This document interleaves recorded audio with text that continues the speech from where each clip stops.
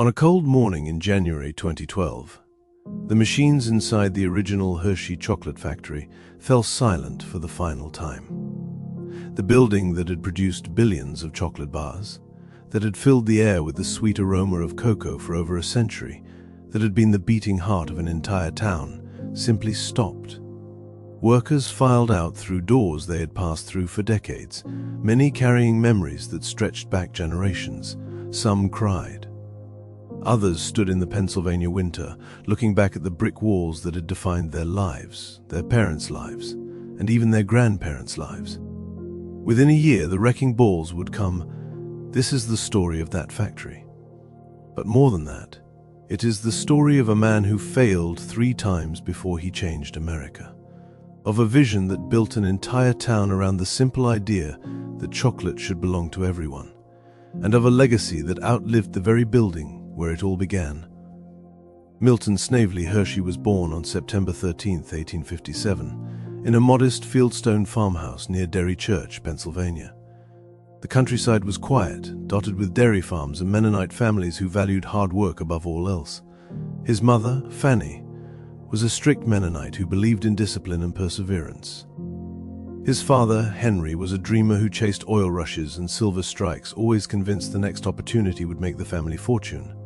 Young Milton would inherit both traits, his mother's determination and his father's willingness to take enormous risks. Milton's formal education ended in the 4th grade. His father's wandering ways meant the family moved frequently, interrupting any chance the boy had at consistent schooling. At 14, with little else on the horizon, Milton expressed interest in candy making. His mother arranged an apprenticeship with a master confectioner named Joseph Royer in Lancaster. For 4 years, Milton learned the craft, working long hours mixing sugar, boiling caramel, and understanding the delicate chemistry of sweets. At 18, armed with knowledge but little else, Milton convinced his aunt to loan him $150. He packed his belongings and headed to Philadelphia to open his own candy shop. The city was booming, full of opportunity and competition. For 6 years, Milton poured everything into that business. He worked 14-hour days. He experimented with recipes. He tried to undercut competitors on price. Nothing worked. The shop hemorrhaged money. Creditors came calling. In the end, Milton had to close the doors, defeated and broke. But he wasn't done. He traveled west to Denver, where his father was chasing another scheme. Milton found work with a local confectioner and learned something that would change his life: how to make caramels using fresh milk instead of paraffin wax. The milk made the caramels softer, creamier, richer. It was a revelation. Energized by this discovery, Milton tried again. He opened a candy business in Chicago. It failed. He tried once more in New York City, convinced he could make it in America's largest market. That failed too. By 1883, Milton Hershey had failed 3 times. He was 26 years old, penniless and in debt. Most people would have given up. Milton went home to Lancaster. Back in Pennsylvania, Milton borrowed money once more and started the Lancaster Caramel Company in 1883. This time, he used the fresh milk technique he had learned in Denver. The caramels were unlike anything else on the market. They were smoother, they tasted better, and they didn't stick to your teeth the same way other caramels did. Word spread. Orders came in. The business grew. Within a few years, Lancaster Caramel Company was shipping products across the United States and even exporting to Europe. Milton finally had his success. By his late 30s, he was a wealthy man, respected in Lancaster's business community. He had proven everyone who doubted him wrong. He could have retired comfortably, lived off his fortune, and enjoyed the rest of his days in peace. Instead, in 1893, he visited the World's Columbian Exposition in Chicago. There, among the exhibits from around the world, Milton watched a demonstration of German chocolate-making machinery. He stood transfixed as workers fed cocoa beans into mechanical grinders, as the machines mixed and refined the chocolate with unprecedented efficiency. Most people walked past. Milton saw the future. He bought 2 pieces of the equipment on the spot and had them shipped to his Lancaster factory. He set them up in a wing of the building and began experimenting. At the time, milk chocolate was a Swiss luxury product, something only wealthy people could afford.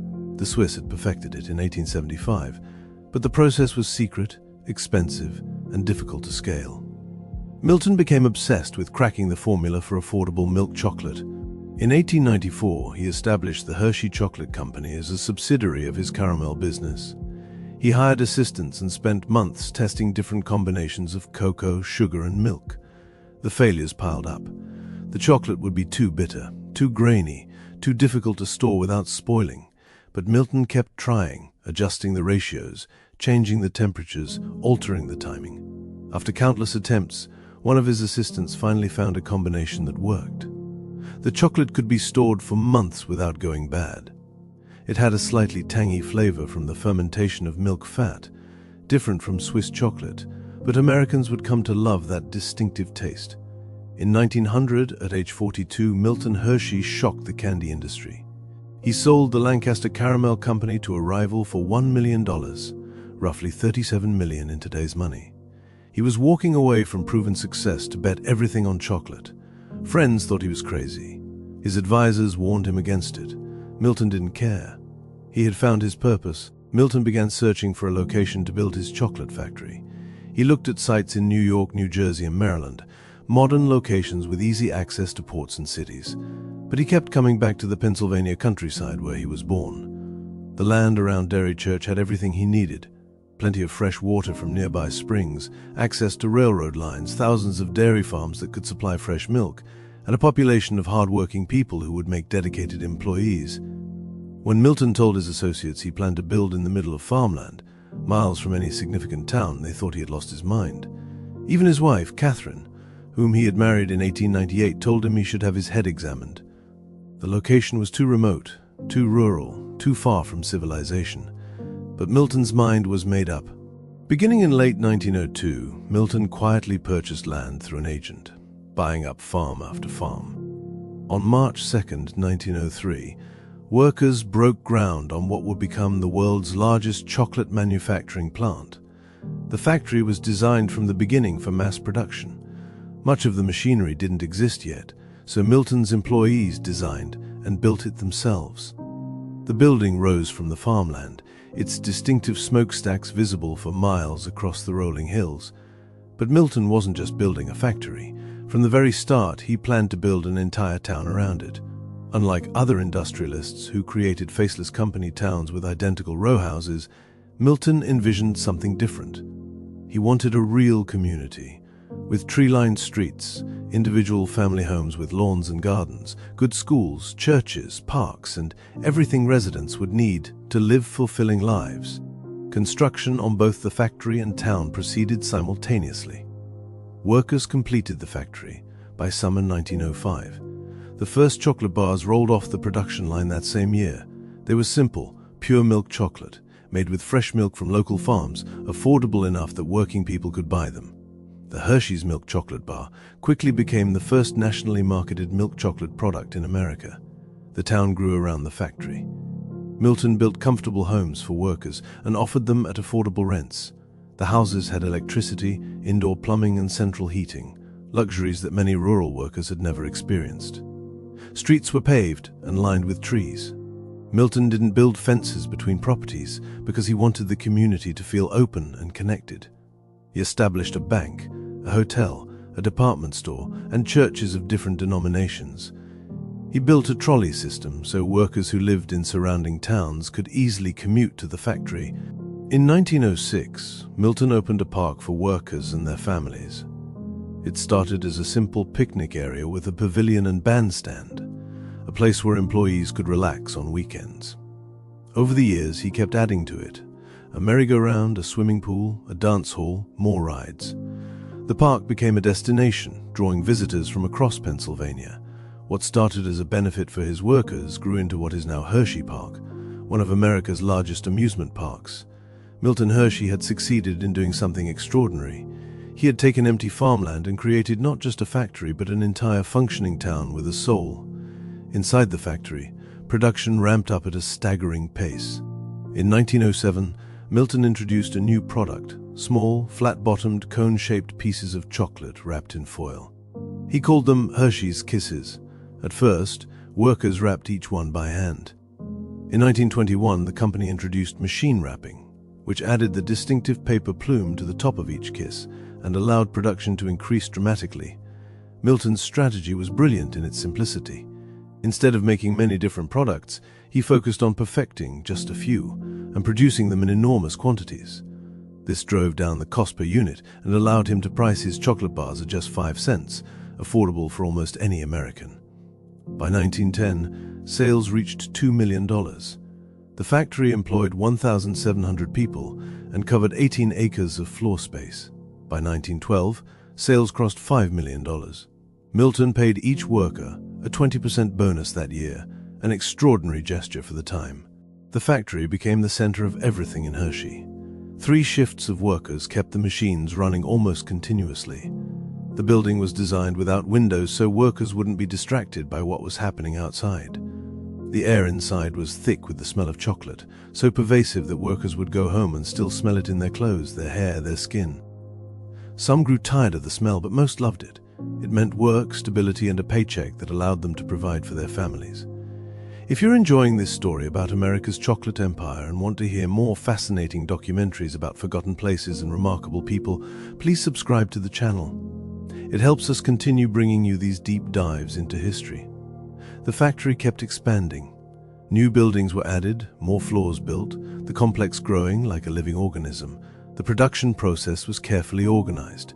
Cocoa beans arrived by rail, were roasted and hulled in one section, then moved to the cocoa press room where the fat was extracted. The remaining cake was ground into cocoa powder.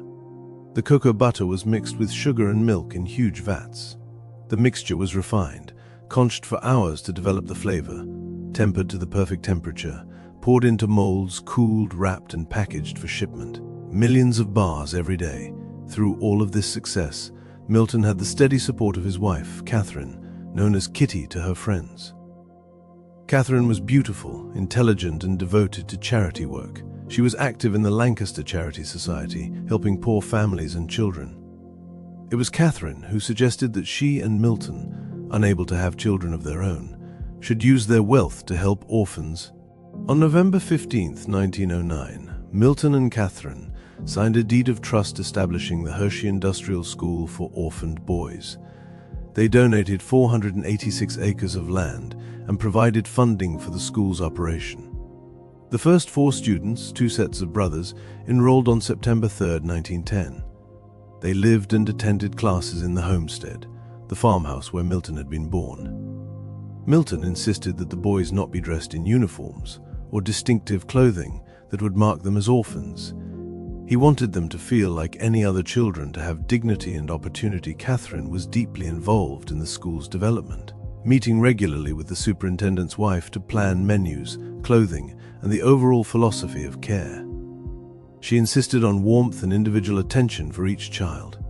The school was to be a home, not an institution. Then tragedy struck. Catherine had been suffering from a progressive illness that affected her ability to sense temperature and destroyed her sense of balance.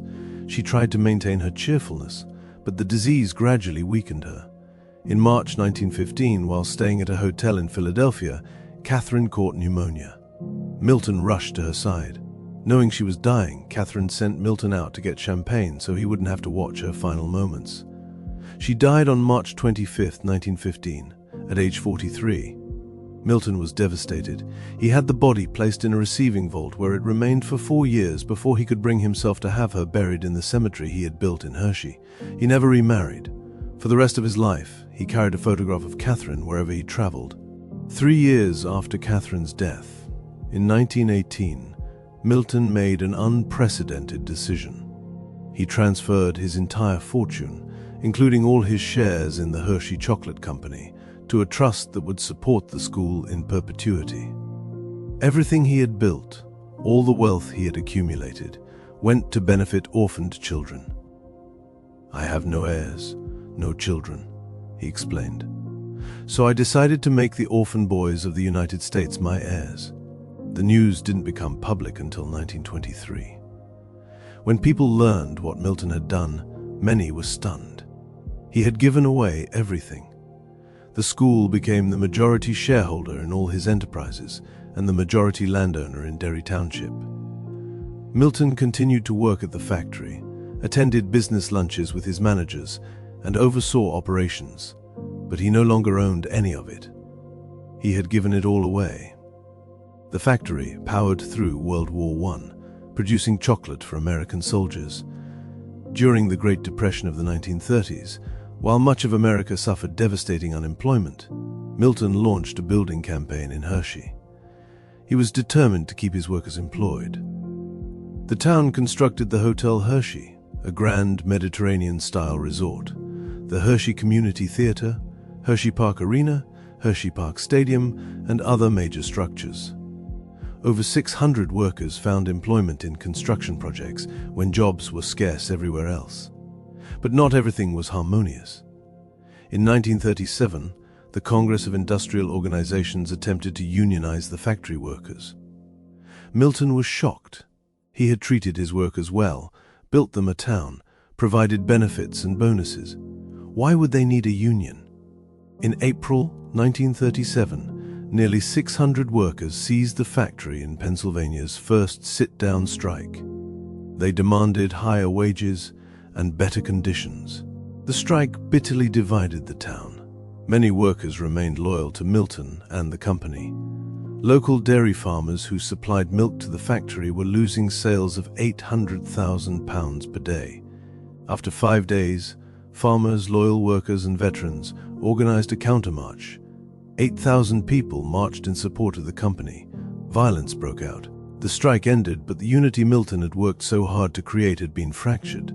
The factory continued to grow through World War II, again producing chocolate for troops. Milton remained active well into his 80s, still making regular appearances at the factory, still meeting with managers, still tasting new products and offering suggestions. On his 80th birthday in 1937, 6,000 employees threw him a party at the arena, complete with a 3-foot-tall cake, bands, flowers, and speeches. Milton Hershey died on October 13, 1945. His death cast a shadow over the entire town. The man who had built everything, who had given everything away for the benefit of children, was gone, but his factory, his town, and his school continued. For decades after Milton's death, the factory hummed along at the corner of Chocolate and Cocoa Avenues. The distinctive smokestacks remained the town's most recognizable landmark. The smell of chocolate drifted through the streets. Children grew up, got jobs in the factory, and raised their own children in Hershey. It seemed like it would last forever, but the world was changing. By the 1970s, consumer tastes were shifting. Competition from other chocolate makers intensified. The factory, built in 1905, was becoming outdated. The ceilings were low, the structure had too many support columns, and the building couldn't easily accommodate modern equipment. Public tours of the factory, once a popular attraction, ended in 1973 when the company opened Hershey's Chocolate World, a visitor center with a simulated ride, as a replacement. The Hershey Company expanded globally, building plants in other countries. In 2008, the company closed its factory in Smiths Falls, Ontario, and another in Oakdale, California. Production shifted to Mexico and other locations with lower labor costs. Many consumers, angered by the moves, boycotted Hershey products. In 2010, the company announced that the original factory in Hershey would close. 600 workers would move to a new modern plant being built in West Hershey. The rest of the positions would be eliminated, replaced by automated machinery. The company spent $300 million on the new facility. It was necessary to remain competitive in a global market, executives said. The old factory simply couldn't be updated. Workers understood the business reasons, but understanding didn't make it easier. Many had spent their entire careers in that building. Their parents had worked there. Some of their grandparents had worked there when Milton Hershey himself walked the production floor. The factory wasn't just a workplace. It was a connection to history, to the man who had built the town, to a time when everything seemed simpler and more personal. Production at the original factory ceased in January 2012 after 107 years. The machines stopped. The workers left. The building fell silent. For the first time in over a century, the town hardly smelled like chocolate anymore. Within months, demolition permits were filed. The decision came swiftly. Of the 25 buildings that comprised the old factory complex, 20 would be demolished. Only 5 were repurposed as office space. Critics argued that a year was too short to find alternative uses for such a historic site. If the company had wanted to preserve it, they could have made more effort. But others countered that the building would have become an abandoned eyesore, slowly deteriorating like so many other closed factories across America. By late 2012 and through 2013, the wrecking crews arrived. Photographer Matthew Christopher gained access to document the factory's final days. He walked through empty production halls, where millions of chocolate bars had been made, past rusting equipment that had run continuously for decades, through rooms thick with the lingering smell of chocolate and dust. The walls were covered in peeling paint. Windows were broken. Pigeons nested in the rafters. Nature was already beginning to reclaim the building. Christopher later said it was possibly the most difficult place he had ever photographed. No matter how you feel about the shifts in production means and location, or whether the demolition of the plant was necessary or not, he explained, it marked the end of an era for the company itself, the town, and Hershey's legacy. I wasn't there to create some political polemic. I was there to say goodbye. The demolition proceeded methodically. The wrecking balls swung. The walls came down. The iconic smokestacks, visible for miles, were toppled. Bricks and concrete were hauled away. Within a year of closing, most of the factory was reduced to rubble. The site was cleared and prepared for redevelopment. For residents who had lived their entire lives in the shadow of that factory, watching its destruction was heartbreaking. Brian Refford, who worked security during the demolition, lived within sight of the smokestacks. It was upsetting to see the old factory destroyed, he said. Most of the buildings had not been used for years and were in very poor condition. Hershey stopped smelling of chocolate the day production was stopped.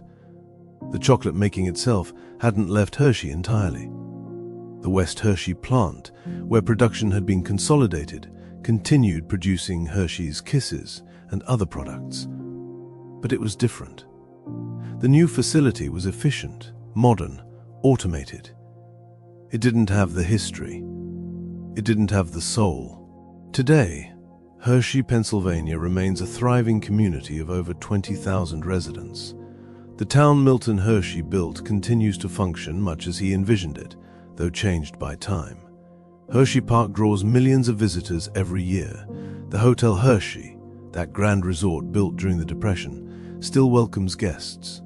The Hershey Medical Center is now the town's largest employer, and the Milton Hershey School, the institution that Milton and Catherine founded and to which Milton gave everything, continues to operate.